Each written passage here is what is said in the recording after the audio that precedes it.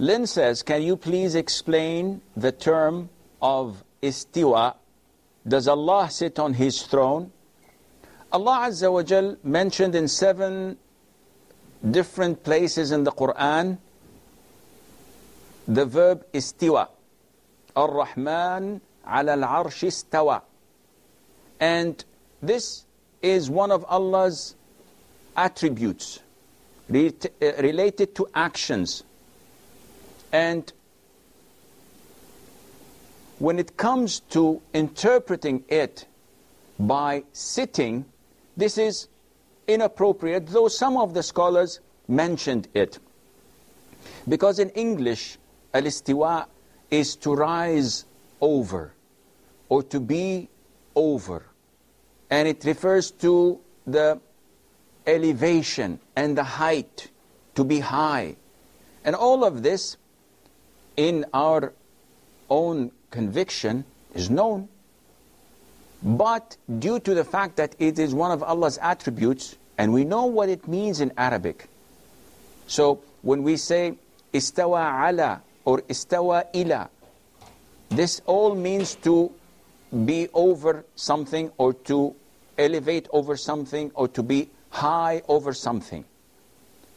And we believe that Allah Azza wa Jal was there in the very beginning, and there was nothing else with Him.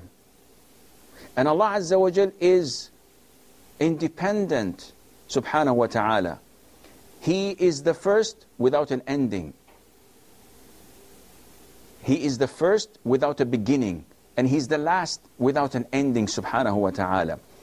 There was Allah and there was nothing with Him at all. Which means that Allah does not need the arsh. And the arsh in Arabic language is what you sit on. And the kursi is the stool where you put your feet on. But when we talk about Allah's arsh and Allah's kursi, this is a different story altogether, though the meaning itself is understood. But as the creed of Ahl Sunnah wal Jama'ah, we prove to Allah what He proved and affirmed for Himself, and what His Messenger ﷺ affirmed to His Lord Azza wa Jal.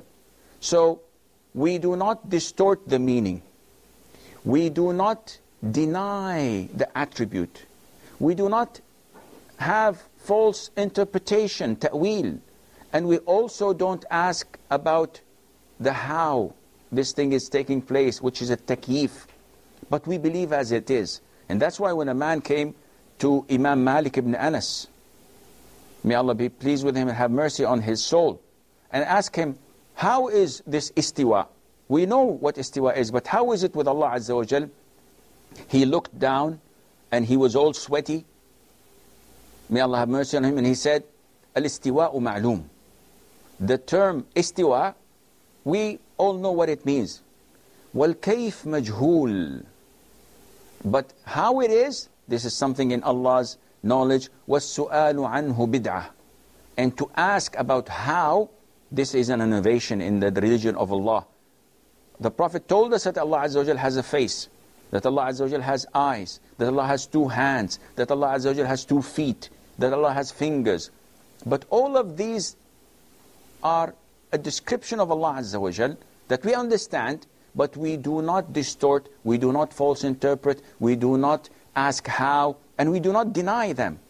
So we say, yes, Allah has 2 hands. How? It's none of your business. This is something that falls under the ayah number 11 in Surah Ash-Shura. لَيْسَ كَمِثْلِهِ شَيْءٍ. There's nothing similar to Him, subhanahu wa ta'ala, and He is all hearing, all seeing.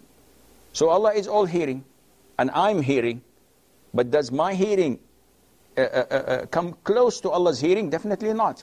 It's a totally different thing, though we know what hearing is. So this is a general rule when it comes to the attributes of Allah Azza wa Jal.